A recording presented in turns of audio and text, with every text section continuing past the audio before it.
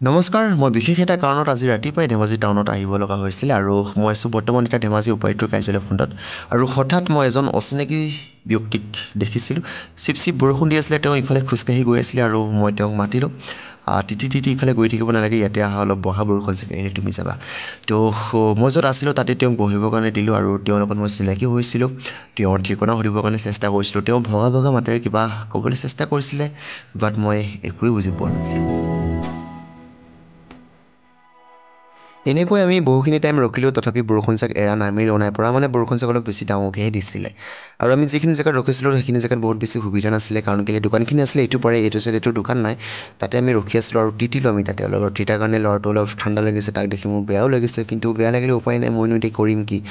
মোৰ ঘৰটো ওচৰতো নহয় যে তাক কিবা এটা নি পিনে হঠাৎ দি আহিবৰ কাৰণে বা পিন্ধাই দিবৰ কাৰণে একো নাছিলে এনেকৈ আমি অলপ টাইম ৰখিলোঁ আৰু তাৰপিছত তাক মই সুধিলোঁ ভোক লাগিছে নেকি কিবা খাবি নেকি সি খাম বুলি কৈছিলে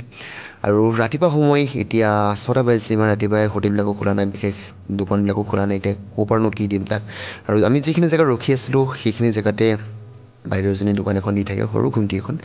আৰু বাইদেউজনী সেইখিনি টাইমত আহিও পাইছিলে আৰু তেওঁৰ পৰাই মই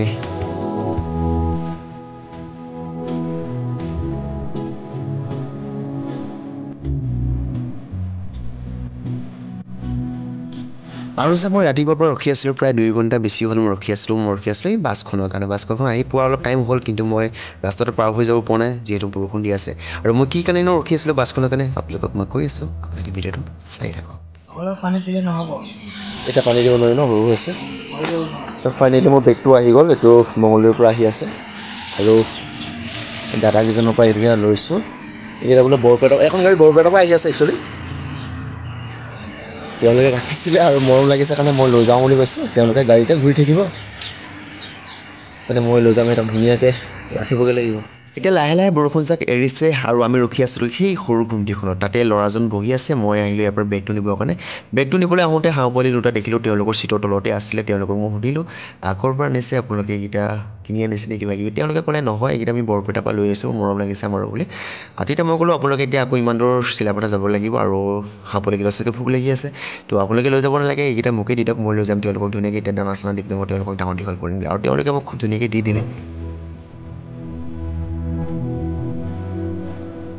বৰষুণ যাক এৰা নামেই লোৱা নাই সেইকাৰণে ভাবিলোঁ অকণমান টাইম ৰখি দিওঁ বুলি আৰু ল'ৰাটোৱে পাকেটকেইটা ধুনীয়াকৈ খালে তাক ভাবিলোঁ মই আৰু কিবা এটা কিনি দিওঁ বুলি কেক দুটামান কিনি দিলোঁ আৰু কেককেইটা সি খুব ধুনীয়াকৈ খাই আছিলে আৰু তাক মই ক'লোঁ যে তই এতিয়া ইয়াৰ পৰা নাযাবি বৰষুণ যাক এৰিলেহে ক'লৈ যাবলৈ বিচাৰিছিলে তালৈ গুচি যাবি আৰু তাক মই তাতে থৈ মই আহিলোঁ এতিয়া যাবলৈ লাগিব আৰু মানে তিতি গুচি যাম যিহেতু মই অলৰেডি আধা তিতিলোৱে আৰু হাঁহ পোৱালিকেইটা মোৰ লগত ধুনীয়াকৈ আছে তেওঁলোকক মই এনেকৈ ভৰাই লৈছোঁ